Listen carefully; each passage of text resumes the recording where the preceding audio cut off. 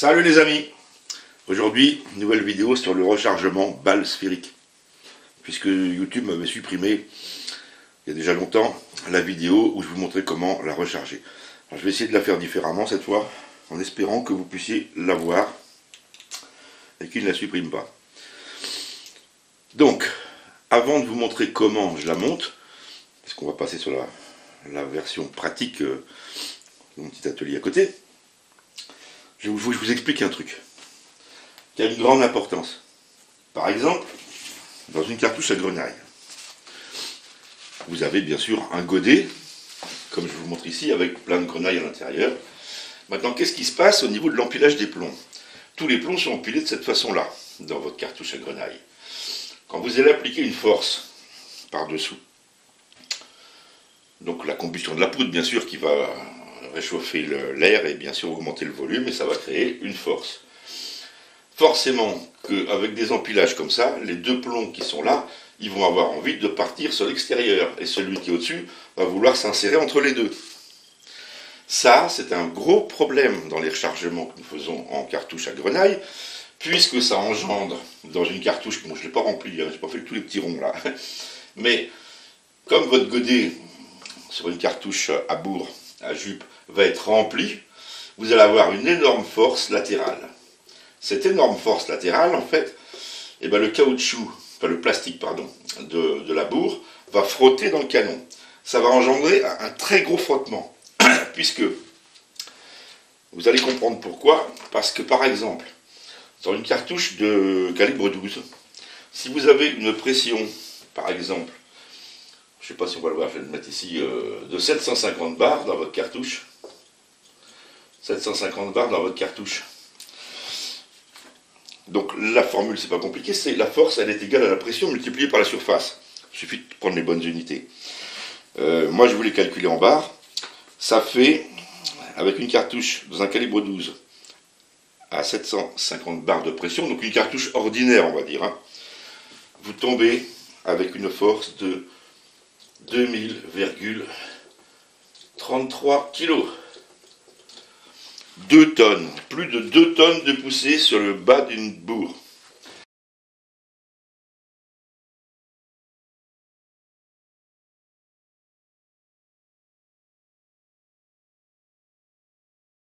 Vous comprenez bien qu'avec 2 tonnes de poussée, les plombs, ils ont envie de s'écarter. Hein.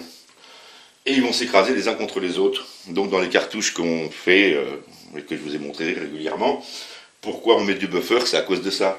On va mettre une poudre entre les deux de comblement, là, pour éviter que les plombs, bah justement, se glissent et s'écrasent les uns contre les autres, surtout. Donc on va mettre de la poudre partout ici. Enfin, une poudre de comblement, hein. C'est pas de la poudre, c'est du poudre synthétique, généralement. Ou des substituts avec de l'amidon, qui marche très bien. Voilà, c'est pour éviter ce phénomène d'écartement. Et pour conserver les plombs. Maintenant, quand on tire une balle, quand vous allez tirer une balle ronde, puisque ça va être le cas, à la place de ça, on va tirer une balle unique, qui va être ronde, et qui va remplir tout le diamètre. Excusez-moi, je dessine comme un cochon. Voilà. On n'a plus ce phénomène d'écartement, là. Ça, il n'y en a plus. Terminé. Puisque là, c'est une balle unique. Le problème, c'est qu'on se retrouve quand même avec plus de 2000 kg de poussée derrière, là. Tiens, pour vous donner un chiffre, si on tire une cartouche à 1050 bars, donc les cartouches calibre 12,76, vous savez, elles sont marquées maxi 1050 bars. Si la cartouche arrivait à 1050 bars, nous aurions une pression de 2 tonnes 850. 2 tonnes 847 exactement. Voilà. Donc la pression, vous vous rendez compte qu'elle est énorme. Et que bien sûr, ce n'est pas votre petite jupe en plastique qui va résister à 2 tonnes de poussée. Donc il va falloir faire un montage spécifique de cette balle. Parce que si vous la mettez dans une bourre ordinaire, plastique, sans rien rajouter, sans rien faire, bien sûr que la bourre, ça ne va pas coller du tout. Parce que la bourre, en fait, ce qui va se passer, c'est que ici, là,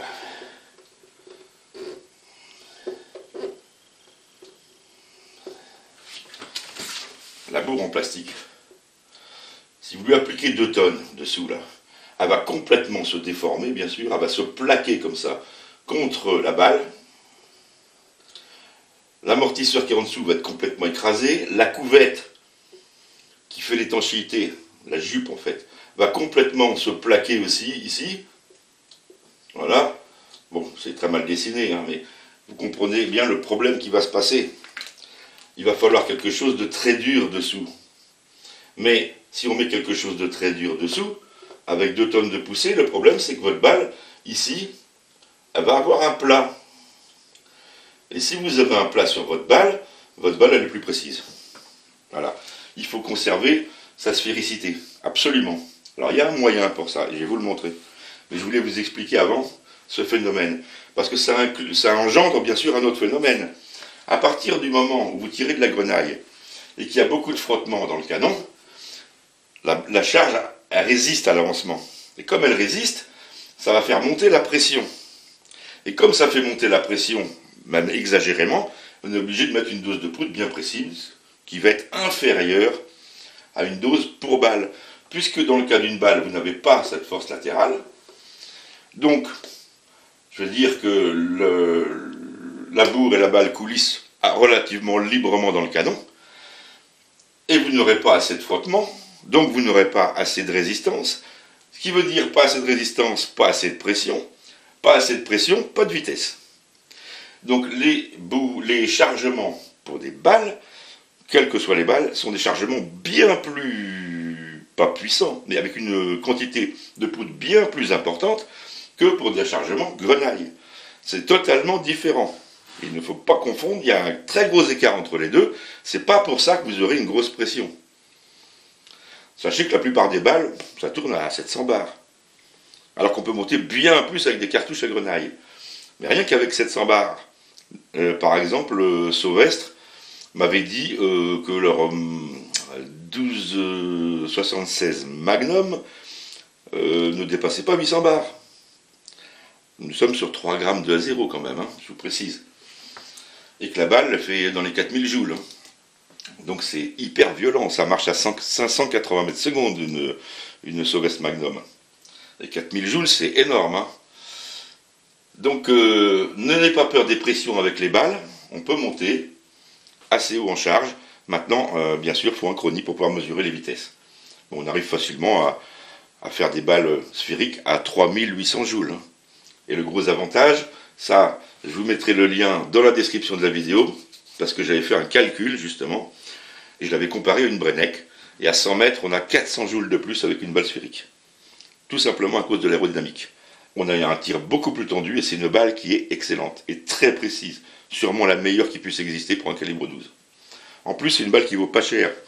Vous la trouvez sur Natura Bay, par exemple, je viens de regarder à l'instant, voir si le gars avait changé ses tarifs. Non, il les vend 15 € les 50, 58 € les 200, et on peut même en avoir sûrement plus et négocier le prix avec lui. Donc que ce soit pour faire du plinking, les gens qui font de la cible, c'est une super balle. Par contre, il y a des petites contraintes, il ne faudra pas la tirer, il faudra tirer avec un bon chambrage et une bonne longueur de balle surtout.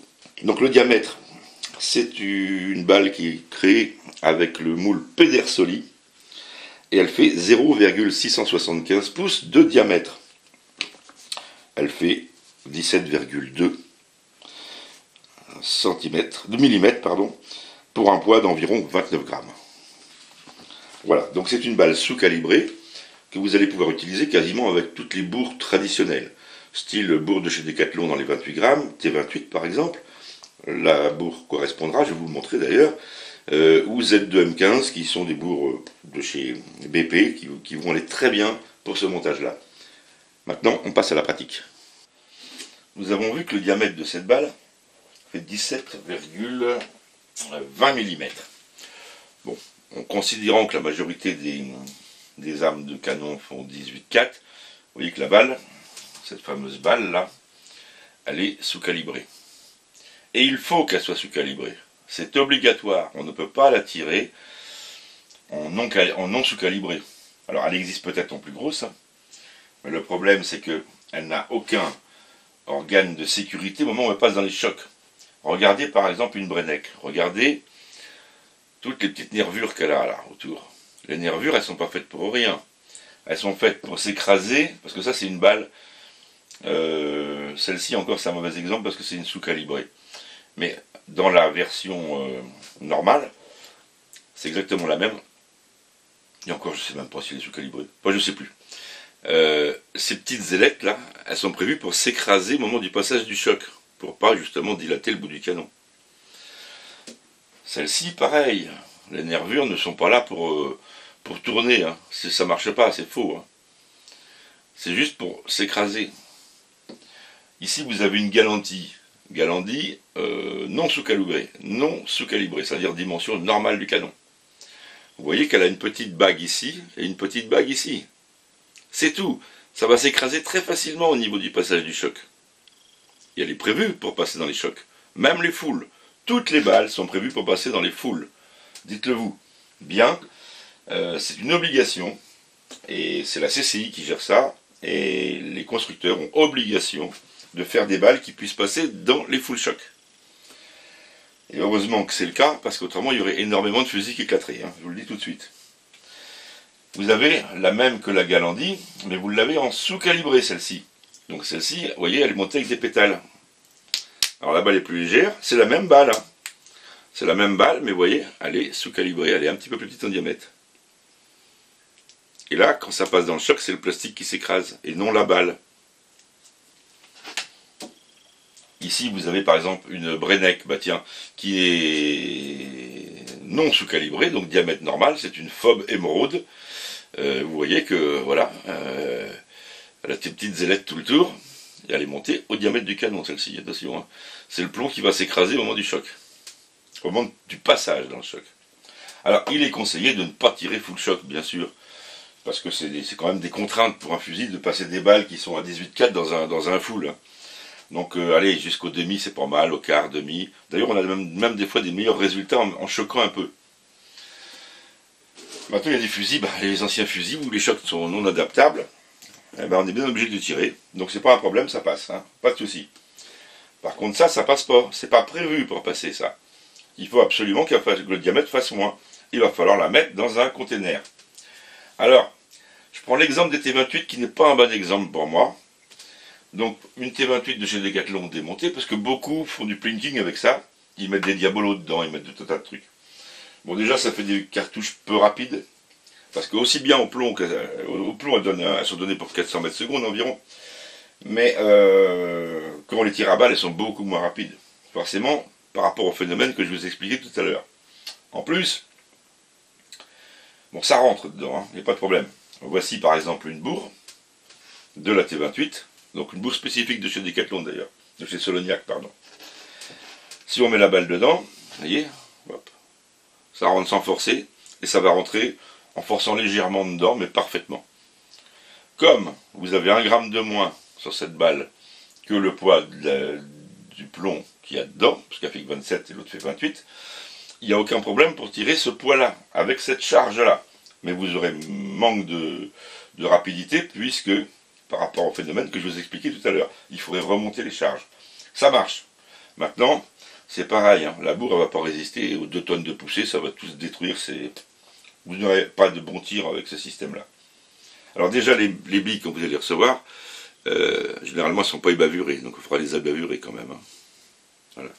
Je vous montre, j'espère que ça fait le point. Alors ça, c'est des billes que j'ai payées 15 € les 50. Voilà. Et encore peut-être même moins à l'époque, hein.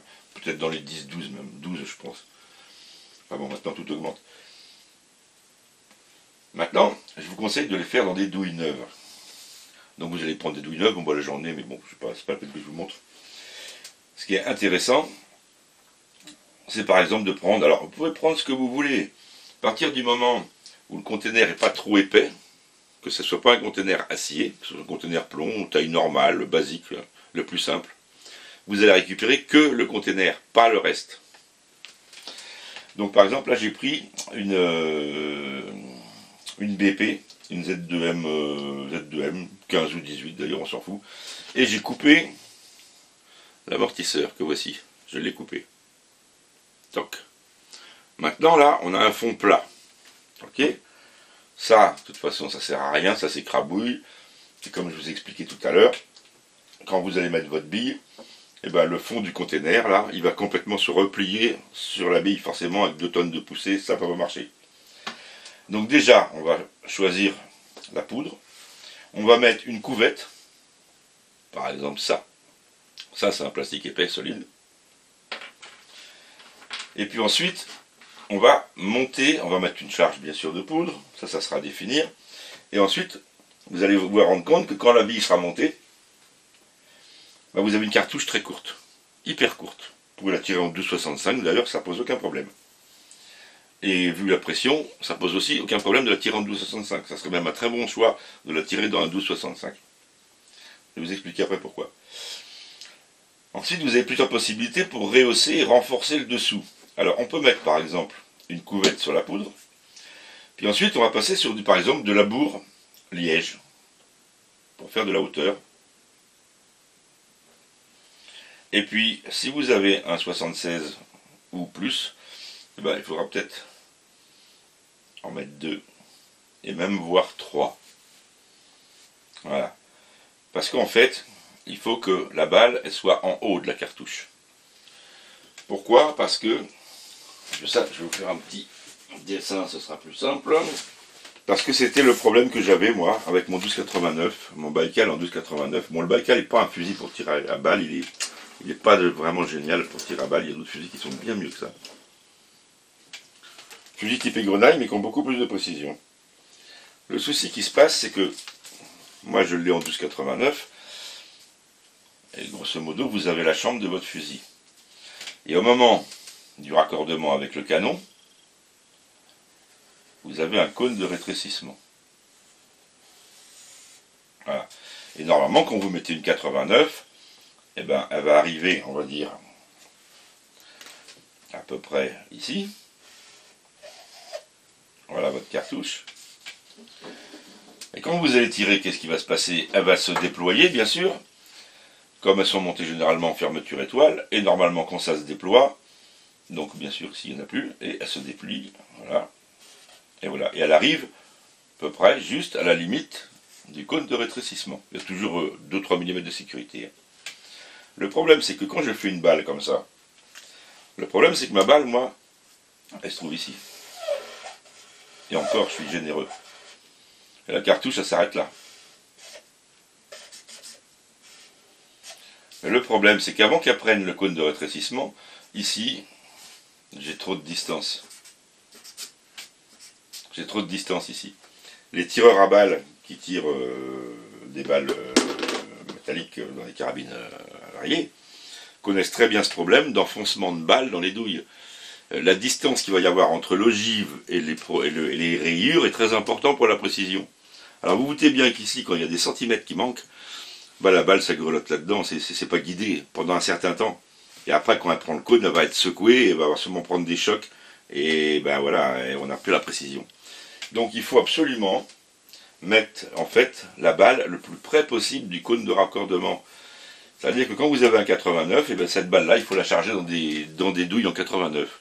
Alors forcément, vous avez bien trop de place, d'où l'idée de faire des empilages, et d'où l'idée de la tirer tout simplement en 12,65, parce qu'en 12,65, il n'y a pas grand empilage à faire.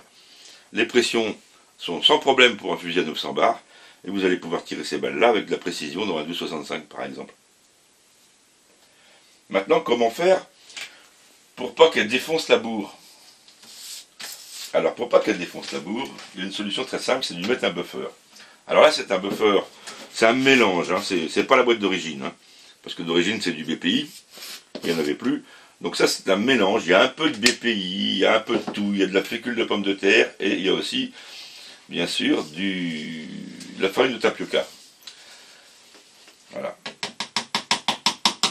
Alors la solution, vous allez prendre une dosette d'environ 2,5 cm3. Vous mettez dans votre bourre. J'ai appris l'humidité, moi, depuis le temps. Et là, il n'est pas question de poser la balle sur le buffer, parce qu'il n'y en aura pas assez sur les bords. Donc vous allez juste poser votre balle à l'entrée, vous allez retourner, c'est là tout l'intérêt. Alors j'ai rien pour tapoter là, Qu'est-ce que j'ai là? Ça fait rien avec mon équerre. Voilà. Là, vous allez bien tapoter. Alors même si vous en perdez un peu, c'est pas grave. Pour que le buffer il vienne bien le long de la balle. Et après seulement, vous allez l'enfoncer. Voilà, là elle est bien enfoncée. Et le buffer il est bien réparti partout sur le pourtour. Donc ça fait une super assise à votre balle. Bien sûr là j'ai pas recoupé la jupe. Il aurait fallu avant la recouper à la dimension. C'est-à-dire que là vous pouvez enlever quasiment jusqu'au milieu de la balle, à peine. Hein, vous enlevez à 5 mm à peu près. Voilà. Après au niveau du montage, bah, vous allez la mettre dans votre cartouche, dans votre étui. Et après il reste la fermeture. Alors deux solutions. Soit vous avez des grandes cartouches et vous décidez de les faire en étoile, c'est possible. Généralement on les fait en demi-rond quand même. Et là en demi-rond il y a deux possibilités. Comme de toute façon la jupe là elle est plus basse, vous allez pouvoir fermer avec un lissoir demi-rond ordinaire. No problème. J'ai trouvé que ça ne faisait pas trop de résistance moi. Donc moi après je tirais avec des rondelles en plastique là, rhodoïde là, de fermeture. Donc je mets ça par-dessus et je fais une fermeture demi-ronde. Et ça va très bien. Sachez que avec de la poudre A0 de chez Vectan, vous n'aurez pas assez de vitesse. J'ai dû monter à quasi 500 mètres secondes, ce qui est déjà suffisant, attention, hein. C'est suffisant. Mais moi je voulais encore plus rapide. Et j'ai pas pu en fait, j'étais à, je sais plus, de 60, je sais plus combien de grammes, mais ça faites-le, faites les tests vous-même. Mais enfin moi je voyais bien que j'avais beau augmenter la poudre, avec une amorce forte, vive, la vitesse ne voulait plus augmenter. Donc il m'aurait fallu une poudre un peu plus vive. Donc celle qui arrive avant la 0, je me souviens plus si c'est la S ou la 1, je confonds tout le temps, parce que c'est des poudres que j'utilise pas. Mais il m'aurait fallu cette poudre-là.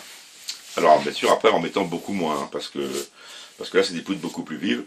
Et il aurait fallu que je fasse un escalier avec cette poudre. Puisque je considère que la 0, elle n'est pas assez vive pour ce poids et pour ce frottement. Voilà. C'est une balle excellente. Je vais vous mettre en commentaire de cette vidéo le lien de l'autre vidéo qui explique pourquoi elle fait 400 joules de plus qu'une Brennac par exemple, que celle-ci là. Je suis à 400 joules de plus avec celle-ci que celle-ci à 100 mètres, attention. Hein. Ce qui est énorme. Hein. Ce qui est énorme. Vous avez un tir beaucoup plus tendu, beaucoup plus d'énergie. 400 joules de plus, c'est considérable. Rien que 400 joules, ça suffit pour tuer un chevreuil déjà. Alors que là, vous avez 400 joules de plus. Tir très tendu, tir très précis. Vous pouvez tirer sur du sanglier, n'importe quoi. Cette balle ronde, elle est diabolique. Voilà. Ben, j'ai pas grand chose à vous dire. En plus, alors si j'avais vu vos commentaires, amis nord-africains. J'ai bien vu vos commentaires. Est-ce que je peux la monter en non sous-calibré? Non. Sauf si vous avez un canon lisse. S'il n'y a pas de choc, oui, vous allez pouvoir la monter. Sans bourre. Je suppose que vous avez des problèmes d'approvisionnement en bourre à jupe. Je pense que c'est ça. Maintenant, il va falloir trouver un moule adapté au diamètre. Ou en fabriquer un, ou je sais pas. Je mets en garde. Ah oui, ça aussi, je voulais en parler. Je mets en garde des gens qui achètent des balles qui ont été faites dans des clés à pipe, par exemple. Ou justement, pour reproduire un petit peu ces nervures, là, ils font ça dans des clés à pipe. Attention avec ça. Faites très attention, vous risquez de faire éclater les canons. Si vous les poussez pas trop vite, ça ira peut-être. Mais il n'a jamais été prouvé que les rainures sont suffisantes pour ne pas détériorer les chocs. Attention. Tant qu'au diamètre, c'est complètement imprévisible. Alors si ça reste du sous-calibré, oui, mais il y en a qui ne sont pas sous-calibrés. Donc les balles faites dans des clés à pipe, laissez-moi ça où c'est. Laissez tomber. Trop dangereux pour votre fusil et pour vous-même d'ailleurs. Voilà ce que je peux en dire. Mais c'est à peu près tout. Pour moi c'est la meilleure balle qui existe pour un calibre 12. Et même pour un 16, hein, il suffit de prendre une balle plus petite. Ou même pour un 20, c'est pareil. Pour moi c'est la balle sphérique la meilleure. De par son aérodynamisme, c'est la meilleure, on ne pourra pas trouver mieux. Ou alors on va trouver des balles, mais par contre il faudra un canon rayé. Voilà. comme les Remington, je sais plus comment, là, qui vont hyper vite, avec une tête en plastique vert, avec des trous dedans. Alors celle-ci, c'est les meilleures. Mais il faudrait principalement un canon rayé pour les tirer, quoique il y a des gens qui obtiennent des bons résultats avec des canons non rayés. Principalement calibre 20 d'ailleurs. Mais ça, c'est génial. Et puis ça coûte pas cher à faire. Puis vous pouvez en monter plein pour faire du plinking, du tir sur cible et tout ça. Maintenant à la chasse, hein, laissez tomber la T28. Hein. Non, il faut que ça ait plus de puissance que ça. Hein. Voilà.